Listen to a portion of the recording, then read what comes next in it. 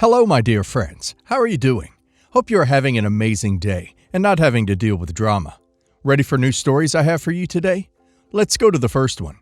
And don't forget to listen to the end of the story, guys, to hear my insights. Enjoy the stories, and don't forget to like and subscribe. And of course, don't forget to leave a comment. I never imagined my life would become this kind of twisted real-life soap opera, but here I am. I, 28 female, have been completely blindsided by the people who were supposed to be my family, and now they expect me to be the one to leave, to just walk away like none of this affects me. I need to know if I'm going crazy, or if I have a right to be furious, because, honestly, I'm at the end of my rope. Let me start from the beginning. I was engaged to Jake, 30 male, my fiance of 2 years. We'd been together for 4 years, and I truly believed we were building a life together. We had the whole thing planned out, saving for a house, dreaming about future vacations, and talking about kids someday. Jake was the person I thought I'd be with forever. He was my best friend, the one who stood by me through thick and thin, and I never saw any signs that he was unhappy in our relationship. Sure, we had our ups and downs, but that's part of any long-term relationship, right? Well, apparently, there were signs that I just wasn't seeing. Or maybe I was too trusting to ever imagine that the people I loved could betray me so deeply. Here's the bombshell. A few months ago, I found out that Jake had been cheating on me with none other than my stepsister, Emily, 25 female. And to make things worse, my stepmother, Susan, 50 female, was not only aware of the affair, but actively encouraged it. Yes, you read that right. My own stepmother, who has been in my life for over a decade, thought it was perfectly acceptable for her daughter to sleep with my fiancé because Emily deserves to be happy. Let's rewind a bit. For years, Emily and I have lived under the same roof with our parents, my father and Susan. My relationship with Emily has always been complicated. We were never super close, but we weren't enemies either. We were just coexisting, I guess. But I never, in my wildest nightmares, thought she would betray me like this. Looking back, I can see now that there were signs. Moments when I caught them sharing private jokes, lingering looks, and once, when I came home early from work, I noticed them sitting way too close together on the couch. I shrugged it off because I trusted Jake. I trusted my family. Then, one day, everything changed. I came home earlier than expected, again, and this time, I caught them. I walked in on Jake and Emily in the middle of an intimate moment, kissing like they didn't have a care in the world, like they hadn't completely shattered my life. I'll never forget the way my heart dropped in that moment. I felt like I was in a dream, or rather a nightmare that I couldn't wake up from. I demanded answers, and they had the audacity to admit that they'd been having an affair for months. But that wasn't even the worst part. When I confronted my stepmother, Susan, about how she could let this happen under her own roof, her response was, "Emily deserves to be happy. You can't help who you fall in love with." She even had the nerve to try to justify the affair, as if it was somehow fate that my stepsister and my fiancé ended up together. Susan acted like I was being unreasonable for being hurt, as if my happiness didn't matter, because Emily's happiness was the only thing that counted. She sat me down and tried to comfort me, telling me that I needed to move on because clearly Jake had chosen Emily, and these things happened for a reason. I couldn't believe what I was hearing. My stepmother was actively condoning this, like my entire relationship with Jake was some kind of a stepping stone for Emily to find her true happiness. It was surreal. I expected her to feel guilty, ashamed, something. But instead, she stood by Emily as if they were justified in betraying me. I was furious, heartbroken, and humiliated all at once. Things only got worse after that. Jake didn't even try to make amends or apologize in any meaningful way. He moved right in with Emily emotionally, if that makes sense, spending all his free time with her, and Susan allowed it, welcomed it even. He started coming around to the house regularly, as if nothing had happened, as if I wasn't living there, as if we hadn't just broken off our engagement. I had to see him, the man I thought I'd marry, parading around the house with my stepsister like their relationship wasn't born out of deception and lies. Naturally, the tension in the house became unbearable. Every time I saw them together, it was like a fresh wound being opened. I couldn't even sit down at the dinner table without feeling like the air had turned poisonous. And where was my father in all of this? He knew about the affair, and instead of being angry on my behalf, instead of standing up for me, he pulled me aside and said, I know it's hard for you to see them together, but maybe it's best if you move out. You need space to heal, and this situation isn't good for anyone. Are you kidding me? My own father suggested I leave because the situation was uncomfortable for them. As if I was the problem. The woman who destroyed my relationship and the fiance who betrayed me were being given free reign of the house while I was expected to pack my bags and go. It felt like I was living in some twisted alternate reality where the person who had been wronged was being punished, while the cheaters were coddled and protected. When I asked my father why I should be the one to leave, he told me, "It's probably hard for you to see Jake here, and you'll feel better if you just get some space." Not once did he suggest that maybe Jake shouldn't be coming over anymore. Not once did he consider that maybe Emily and Jake were the ones creating tension, not me. It was like he was bending over backward to keep the peace with my stepmother and stepsister, all while throwing me under the bus. I tried to explain to him how hurt I was, how betrayed I felt, not just by Jake and Emily, but by him too. But he just kept saying that it would be easier for everyone if I left. I felt so abandoned, like my own father was more concerned with keeping his new wife and her daughter happy than he was with standing up for me, his own flesh and blood. So now I'm left with this impossible decision. Do I leave and give them what they want, or do I stay and refuse to let them chase me out of my own home? I don't know what to do. On one hand, staying here is torture. Every time I see them together, it feels like a knife in my chest. But on the other hand, why should I be the one to leave? Why should I be punished for their betrayal?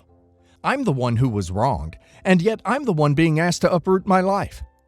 To make things worse, Susan continues to make snide comments, implying that I'm being dramatic for not getting over the affair, and that true love can't be stopped. She even hinted that maybe I wasn't fulfilling Jake's needs, which is why he turned to Emily in the first place. It's like she's trying to gaslight me into thinking I somehow deserved this. I don't know what to do. My father's pushing me to leave. Emily and Jake act like they're the victims of some love story, and Susan is treating me like an inconvenience. So, Reddit. Am I the a-hole for refusing to move out of the house after my stepsister had an affair with my fiance? Or should I just give in and go? I think OP is definitely in the wrong for not leaving. Staying around people who betrayed her shows a lack of self-respect, and they don't deserve to have OP in their life after what they've done. I understand wanting to stand your ground, but sometimes the stronger choice is to walk away with your dignity. They clearly don't care about OP, so why waste any more time or energy on them? And now let's hear the community's opinion. This is honestly one of the most twisted family betrayals I've ever read. You're 100% justified in staying where you are. They don't get to play happy family after what they did to you. And your father? I can't believe he's just sitting on the sidelines, prioritizing his wife's comfort over his own daughter's well-being. You're not causing tension. They are. Not the a-hole. This whole situation sounds toxic beyond belief. I know it must be hard to keep seeing them flaunting their relationship, but they're the ones who should be uncomfortable, not you. The fact that your father is so quick to suggest you leave just to make everyone else feel comfortable is a betrayal in itself. You have every right to stay as long as you need to. OP, the fact that your stepsister and stepmother are openly encouraging this is absolutely mind-boggling. You are definitely not the a-hole, and honestly, they don't deserve the satisfaction of seeing you leave. I'm sorry your father doesn't have your back in this, but don't let them push you out of your own space. They should be ashamed of themselves. Update. Thank you to everyone who offered their support and insight. I truly can't express how much it helped me to read through all your comments. After taking some time to reflect on the situation, I came to a difficult decision. I've decided to leave. I can't keep living in this environment, feeling like I'm the one who has to adjust for the sake of people who betrayed me. It's not fair, and it's taken too much of a toll on my mental health. I'm packing my things and moving out, but I'm doing so on my own terms. I'm leaving not because they won or because I'm giving in, but because I deserve peace. I've also decided to go no contact with my father, stepmother, and stepsister. My father made his priorities clear, and if he's willing to enable their behavior just to keep things comfortable for them, then I don't need that in my life. The fact that he didn't have my back in such an obvious betrayal hurt deeply, and I don't want to keep subjecting myself to that. My fiance, Corey, and I are getting married next June. We've been together 2 years, engaged for 4 months. When we met, he had recently gotten out of a 6-year relationship on and off. They were living together and also engaged. During one of their off times, his ex got pregnant by someone else. They called off the engagement and he moved out. They broke up for a while after that. Eventually, they got back together, but they still called off the wedding and he never moved back in. He would help out with her daughter, Nia, but Nia's father is fairly active in her life, and Corey never thought he was the actual father. Corey does not keep in contact with Nia or her mother. In fact, I have only ever met the ex twice. I am familiar with Nia only because my son attends the same school as her. Nia was only 2 when Corey and her mom split. She knows Corey, but doesn't have a strong relationship with him. From what Corey has told me, he really only bonded with Nia when he would go to visit his ex. He did not support or provide for them. So imagine my surprise when he told me last week he wanted Nia to be our flower girl. Conversation went something like this. Me: I hope Destiny, my niece, comes out of her shell a bit before the wedding. She would be the cutest flower girl. Corey: I thought Nia could be the flower girl. Me: Your ex's daughter? Why would she be in our wedding? Corey: She has been a part of my life. It's my wedding too. Me: I think that's weird. You didn't take care of her and you're not related. You have so many family members that could be a part of our wedding. We didn't even discuss inviting them. Corey: I think it's a kind gesture. I used to be engaged to ex. I have no ill feelings towards her or Nia. We have no reason to exclude them. We went on and on about this. He has been in my niece's life since she was born, and she is literally a part of our family. He also has 2 nieces that he didn't suggest be a part of the ceremony. I have no problem with Nia. She is a beautiful little girl. I even told him we could invite them since he felt so strongly, but he really wants her to be the flower girl. I even thought for a minute that she may actually be his child, and that's why he was so upset. But Nia is her father's twin. I also thought maybe he was just being left out of the planning, so I made sure never to make decisions without him and to have him do some planning as well. However, he was not interested in doing any of the actual legwork. I am totally blindsided by this. I honestly have been weirded out by the whole thing. Even if we had more than one flower girl, it would still be strange to have my husband's ex-girlfriend's daughter in our wedding. I don't want to look back on pictures and be reminded of his past relationship. Am I being insensitive? Am I minimizing the role he played in Nia's life? Edit: Corey loves children. He loves my son and has a good relationship with him. I have considered that he may be jealous of my son's relationship with his dad, and that's maybe why he wants Nia in the wedding. My son's dad takes him to school daily and makes his lunch. He moved closer to me when I moved last year, so he can continue to be actively involved. And his family is also very much a part of our son's life. Nia's dad lives out of state. I don't know exactly what their relationship is like, but I know he has other children that he lives with. Corey is still in love with his ex, and including Nia in his wedding is a way for him to make his ex feel like a part of this momentous occasion. Right? Asking your ex-fiance to borrow their kids so you can use them to marry your new replacement fiance is not kind at all. At best, it's super awkward. Realistically, it's cruel. Corey does not keep in contact with Nia or her mother. This makes it especially weird that he wants her to be the flower girl. Who the heck says they want anything to do with his wedding day? Did he seriously say it's a kind gesture? Like he's doing the woman he didn't marry a favor by inviting her to the wedding of the woman he did marry. He's either insensitive, lying about why he wants them there, or both. I honestly wouldn't be surprised if he's not more in contact with them than you think. My older sister has 6 children. Yes, 6.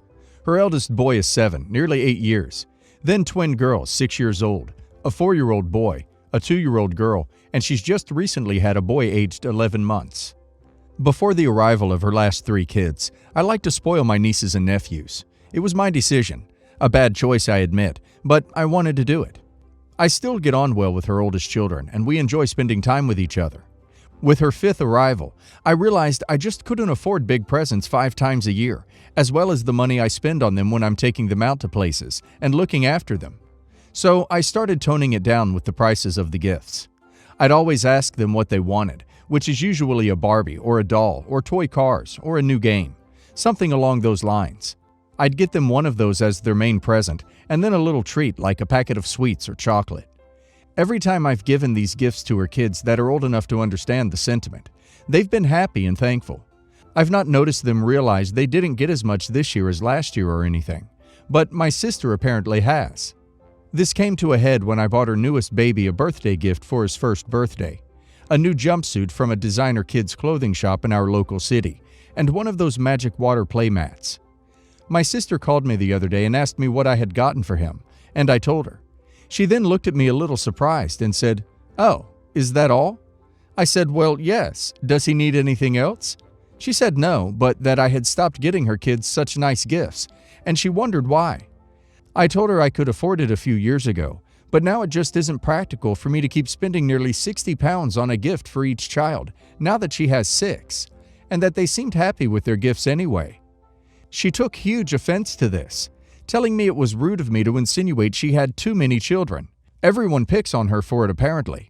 And I should have plenty of money because I have a job and I get benefits, and importantly, don't have kids.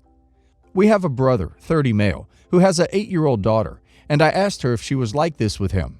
But she said no because he has his own kid to spend money on. I don't think that she realizes that I'm not living in the lap of luxury, and I really don't think spending so much money on kids' birthday presents is feasible at all. I live in a flat near the city with a housemate. I own my own car because I have fibromyalgia. It limits my energy levels severely. I work a seasonal job, 2 or sometimes 3 days a week, which works out with my capacity. Without my car, I wouldn't be able to get around, or my seasonal job, and I have a lot of prescription medications. However, all my problems are null and void because apparently, people without kids with jobs, no matter how little they pay, are always rolling in money and don't have any responsibilities according to her. I can't get through to her that I really don't think her kids care that I'm not dropping loads of money on their gifts anymore. She's never complained to me that they're unhappy or anything like that before the other day. I still visit them and look after them and take them out places fairly regularly. She's actually started telling my mom and dad that I don't care about my nieces and nephews anymore. They are reluctant to believe her and understand my point of view, but they just can't get through to her either. Her husband and I don't really talk too often, but when I was last over, she was acting really weird with me. He asked what it was about, and I told him. He was confused and said he hadn't heard anything about it, and basically that I had nothing to worry about since the kids were fine. I just don't know what to do before my nephew's birthday at the end of May. I don't want to stoop to the level of going out and getting him another gift to appease her, because I need to save as much as possible this month, since work has been slow. Any help would be greatly appreciated. Buy gifts within your budget. Your sister is lashing out because she doesn't feel confident in her choices, and you are an easy punching bag. Your gift budget isn't the actual thing bothering her. Going forward, you should cut off conversations about money and gift expenses with her. She is rude when she pushes in those areas. It is fine to stonewall or push back. She sounds really materialistic and entitled. An aunt who spends time with her nieces and nephews is far more valuable than getting expensive gifts. You already tried to reason with her, but that apparently did not work out. So ignore her comments and talk with your parents, because they are more likely to understand. You don't have kids and she does. It sounds like your sister is touchy about the number of kids she has and has decided to interpret your budget limitations as a personal insult on her family choices. Because she will likely not respect you because you're not a parent, or therefore must be rolling in money. A good way to shut this down might be to not discuss your budget with her, but comment on her impolite behavior. If she makes a comment, say, "Wow, what a rude thing to say. I'm really embarrassed for you." I'll preface this by being honest about the fact I've never really liked my sister-in-law. Despite being younger than me, my sister-in-law, wife of my twin brother, has been nothing but condescending to me. But my family was all too scared of saying anything to her that they just let her be hurtful. She criticizes me for being behind in life compared to her because I'm not married like her. She treats me like I'm ducking stupid, and my family tells me to just take it. There are times she has been only wrong, and I've corrected her, and I've been made out to be the witch. It's gotten worse because now she is the golden princess for giving my parents their desperately wanted grandkids, and I'm just chalk-ducking liver. I'm over it. I'm sick of keeping the peace. I'm sick of being walked all over by this woman who everyone else thinks is an angel. A few instances since I've known her that pissed me off. I had a spare NHL playoffs ticket this year that came about after a friendship ended, and the person never gave me back my money. I told my parents I was going to sell it because Habs tickets are incredibly expensive, rare, and I could recoup my money. I can think of at least 5 people off the top of my head who'd have jumped at the chance to buy the ticket at the price I paid for it. My mother offered it to my sister-in-law, who was also a Habs fan. She never paid me, and when I asked about it, both my mother and her were like, "Oh, but I have 2 babies, money is tight." I guess my money doesn't matter. I'm a student, not exactly rolling in money. I can't exactly be affording to gift her Habs tickets. If I was giving it away, I'd have rathered it gone with a friend, like treating my friend from South Africa who was on exchange to a really great Canadian experience. I told my mother I was going to sell it anyway, and my mother said not to cause crap, and she'd already told everyone she was going. I'm sick of being expected to buy expensive presents for my nieces, only to be barely acknowledged by them in return at present time. Yeah, I know that sounds selfish, but I don't see why I should be pressured to give generous gifts to all of them, only to be given a card and a cheap box of chocolates in return from the whole family. In October, I was expected to gift them over $150 worth of stuff each. They forgot my birthday in November. My parents were like, "Oh well, the childless always get shafted. Just the way it is. Sorry, but I think it's unfair. I don't want to punish my nieces, but why do I have to throw money at them to receive little in return? It feels unfair. I'm not saying they have to match me dollar for dollar, but I'm basically spending $200 plus on them at Christmas to get a cheap $10 box of crap chocolate in return. Purposefully put me in a very unflattering bridesmaid dress, hair, because V is prettier and skinnier than me, so I need to make her look bad so she doesn't steal the pics. I was so humiliated by it, and had to pay $400 for the ugly dress. Felt I couldn't say no because of my brother. My sister-in-law picked out the same name for one of my nieces that is my cat's name, and asked my mother if I could change my cat's name, so my niece could be the only name in the family. My mother told her I'd do this without asking me, and when I said I am not doing that, I was made out to be evil. Now, all anyone says is, "Isn't that your cat's name?" And I say yes, and they're like, "She didn't care?" No, she never has. The thing is that I don't care if she used the cat's name. I care that she expected me to change my pet's name to suit her. No, the cat was here first. The other niece's name is my name with only a slight variation. Not the real names, but for example, if I am Amelia, my niece is Amalia. I tried to gently point out to my brother that it feels a little like I'm being replaced in my family. And he said, "Who cares? She really wants to use this name." Wow, thanks. If I had $1 for every time someone has said, "Could she be more obvious about trying to replace you in the family?" I'd be rich. My mother and father refused to talk to my brother about it, and whenever I said it was kind of hurtful to me that they were doing this, I was dismissed. I was expected to go and babysit for her when she had surgery and my brother worked. I live in the Plateau. They live in Laval. I got told off for being angry I was left waiting at the train station for over 40 minutes in freezing weather because she didn't pick me up at the designated time. When I complained, I was told not to whine and to understand she has kids. If I refuse to babysit, I'm being a selfish witch. She does nothing but make fun of my interests. Newsflash, I don't care if you think Taylor Swift sucks and that learning Polish is a waste of time. Our maternal grandparents are from Poland. I'm taking lessons because I want to be able to transcribe old diaries of my great-grandparents and grandparents from the war, etc. Just stop mocking me for what I like, especially when I'll be treated like crap if I mock you because you're obsessed with ducking Kendall Jenner. Yes, I'm 24 and still a student. You don't need to call me childish for trying to better my life. I'm always expected to sleep in the freezing cold basement when we visit our parents' house for holidays, so the twins can have their own room. How is that ducking fair?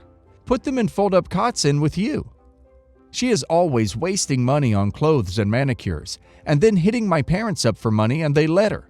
That really annoys me. The worst part is my own twin brother doesn't care how she treats me. He thinks the ducking sun shines out of her ducking butt and doesn't care that this woman does nothing but criticize me. I hate that my parents always defend her because of my nieces. I hate that no one cares how she makes me feel and the way she is awful to me, and with Christmas coming up, I'm at my wit's end. Don't tell your mom about any windfalls until you've spent or allocated it. Stop spending so much money on presents for kids who aren't old enough to appreciate them. At 14 months old, a nice teddy bear is a decent gift. If you wanted revenge on your sister-in-law, though, musical toys are a great gift that keeps on giving. No more babysitting unless you're getting paid for it. If they can't afford it, then they can't afford to go out. Your cat's not going to know who your niece is. That cat's name stays as is. When your niece gets older, you can tell her she was named after your cat. The cat is her auntie now. As for the name of your second niece, now you can just say that it means niece 2 is yours now. It's got your name on it. As for the selfish witch comments, turn it around on them. Oh, I'm not babysitting your kids because I'm a selfish witch. Or, selfish witch here. If you're calling to request a favor, you won't get one. Seriously, work on moving out of Crazy Town. You visit your parents for holidays? Excellent. So you don't live there. Stop spending time with people who make you feel terrible and say no to their ridiculous requests. What are they going to do? Badmouth you? Oh wait, they already do that.